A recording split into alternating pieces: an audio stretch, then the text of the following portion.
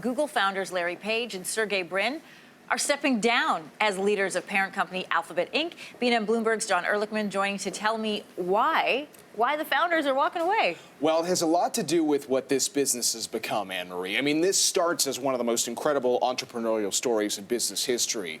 These two tech-savvy search engine creators in a Menlo Park garage office, I will add.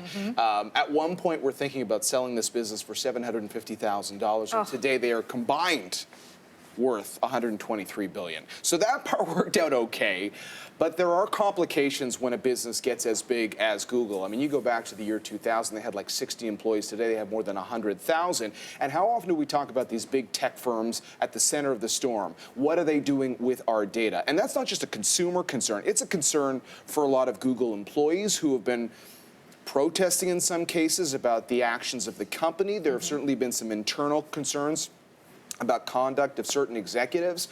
And here's a point for these two executives to basically step away. They were never that comfortable with the spotlight. They were always more comfortable talking about great tech ideas. I remember talking to Sergey Brin once when I was based in San Francisco about Google Glass, you know, all these newfound technology ideas.